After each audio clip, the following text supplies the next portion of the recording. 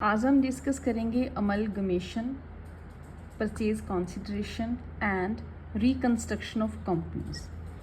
Amalgamation क्या होता है?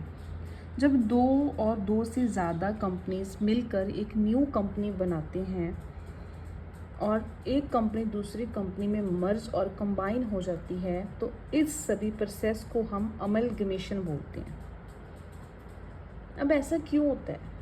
Why there is a need to merge the old companies and to form some new company? जब कोई company बहुत सालों से लॉस फेस कर रही हो, उसका कैपिटल स्ट्रक्चर ठीक ना हो, तो वो कभी डिसाइड करती है कि कंपनीज को मर्ज करके एक न्यू कंपनी बनाया जाए, उसका न्यू नेम रखा जाए। ठीक है, तो इस प्रोसेस को हम अमलगमेशन बोलते हैं। फॉर एग्जांपल, दो कंपनीज हैं, company A and company B. ये दोनों कंबाइन होके एक न्यू कंपनी बन गई जिसका नेम है कंपनी सी। अब दो टर्म्स यहाँ पे यूज होती हैं, ट्रांसफेरे कंपनी एंड ट्रांसफेरर कंपनी। जो न्यू कंपनी बनेगी, दैट इज कंपनी सी, उसको हम ट्रांसफेरे कंपनी बोलते हैं। जो कंपनीज मर्ज हो रही हैं उनको हम ट्रांसफेरर कंपनी बोलते हैं। ठीक है, अब दो टाइप्स की अमलगमेशन होती हैं, in the nature of merger और in the nature of purchase. अगर कंपनी मर्ज हो रही है तो जितने भी एसेट्स एंड लाइबिलिटीज़ होंगे वो ट्रांसफ़र हो जाएंगे ट्रांसफेरे कंपनी को। ठीक है, शेयर होल्डर की जो पार्टनरशिप है, राइट्स हैं, वो कंटिन्यू रहती हैं।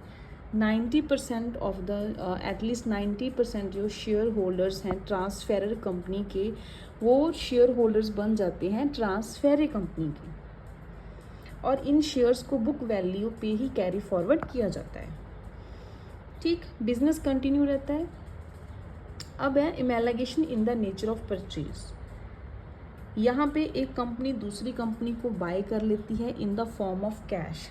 शेयर्स में नहीं डील चलती इनकी, ये पैसे का लेन देन चलता है, और इसको हम बोलते हैं amalgamation in the nature of merger. यहाँ पे ट्रांसफेरर कंपनी के एसेट्स एंड लाइबिलिटीज़ को फेयर वैल्यू पे लिया जाता है, नॉट ऑन बुक वैल्यू। और यहाँ पे गुडविल और कैपिटल रिजर्व प्रोड्यूस होते हैं। देखो, अगर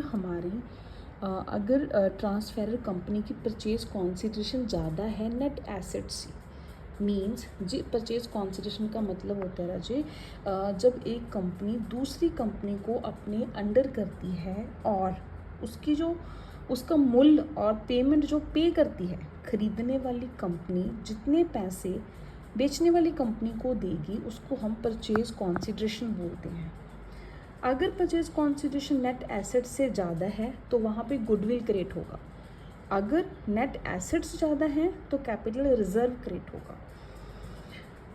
चलो मैं आपको समझा ही देती हूँ थोड़ा डीप में, परचेज कॉन्सिडरेशन क्या होता है, पीसी जिसको हम बोलते हैं, what it is.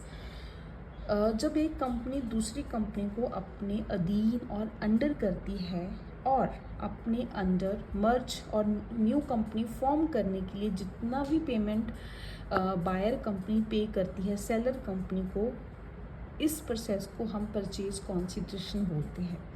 It can be in the form of cash, share, debentures और any other type of payment. ठीक है, सिंपल भाषा में बता देती हूँ, ट्रांसफेरर कंपनी के शेयर होल्डर्स को दिया गया कुल मुआवजा, that is called purchase consideration. अब 4 मेथड्स हैं परचेज कॉन्सिडरेशन को कैलकुलेट करने की। First is net assets method. जितने भी एसेट्स हम लेके आए हैं पिछली कंपनी के, उनमें से माइनस कर देंगे जितनी लाइबिलिटीज उस कंपनी ने पे करनी थी, that is called net asset method. Second is net payment method. जितने भी एसेट्स हैं, नेट एसेट्स हैं, उसमें प्लस और माइनस हो जाएगा अगर कोई हम एडजस्टमेंट कर रहे हैं। Third we have lump sum method.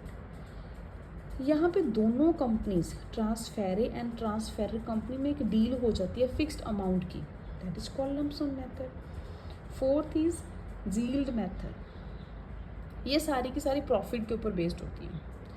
अच्छा, यहाँ पे एक चीज़ और आपको ध्यान रखना है, परचेज कॉन्सिडरेशन कैलकुलेट करते टाइम आप the payment which you had made to creditor is not included, creditors को जो पेमेंट हम करेंगे वो यहाँ पे इंक्लूड नहीं हुई, ठीक है। अब इनका रिजर्व्स को कैसे ट्रीट करते हैं। एक ट्रांसफेरर कंपनी के general reserve profit and loss account का जितना बैलेंस होगा वो आगे ट्रांसफेरड कंपनी की बुक्स में ट्रांसफ़र नहीं होगा, बल्कि उसको हम ट्रीट करेंगे एज ए गुडविल और ए कैपिटल रिजर्व, या फिर अमेलगेशन एडजस्टमेंट अकाउंट में लेके जाएंगे। स्टैट्यूटरी रिजर्व्स को हम प्रिजर्व करेंगे अमेलगेशन एडजस्टमेंट अकाउंट क्रिएट करके। सो ये थी अमलगमेशन एंड परचेज कॉन्सिडरेशन की कहानी। अब एक टर्म और आता है, reconstruction of companies. Reconstruction of companies का मतलब होता है कि जब किसी कंपनी के फाइनेंशियल स्ट्रक्चर में हम फंडामेंटल चेंज लेके आते हैं, जहाँ तो हम अमेलगमेट करके, मर्ज करके, टेक ओवर करके कंपनी न्यू फॉर्म कर देते हैं, उसको तो हम एक्सटर्नल रिकंस्ट्रक्शन बोलते हैं। या फिर हम न्यू कंपनी नहीं बनाते बल्कि उसके कैपिटल स्ट्रक्चर को ही चेंज कर लेते हैं, that is called internal reconstruction. So दो टाइप की रिकंस्ट्रक्शन होती हैं। First is internal.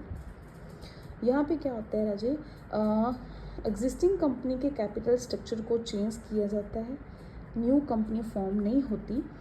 अच्छा, कैपिटल स्ट्रक्चर हम कैसे चेंज करेंगे, उसकी शेयर कैपिटल रिड्यूस कर देंगे, डिवेंचर में रिडक्शन ले आएंगे, प्रेफरेंस शेयर्स को कन्वर्ट कर देंगे इक्विटी शेयर्स में, शेयर्स की सरेंडर वैल्यू निकालेंगे, राइट ऑफ कर देंगे हम लॉसेस को। सो ये 4-5 स्टेप हैं जिसकी हेल्प से हम इंटरनल रिकंस्ट्रक्शन कर सकते हैं under the section 61 and 66 of companies act 2013। Next we have external reconstruction. Section 232 के तहत न्यू कंपनी बनाई जाती है, एग्जिस्टिंग कंपनी को टेक ओवर किया जाता है, एग्जिस्टिंग कंपनी की लीगल आइडेंटिटी में चेंज किया जाता है, तो इसको हम बोलते हैं एक्सटर्नल रिकंस्ट्रक्शन। इसके एग्जांपल्स क्या होगी, amalgamation, absorption, take over, reconstruction schemes etcetera. Thank you.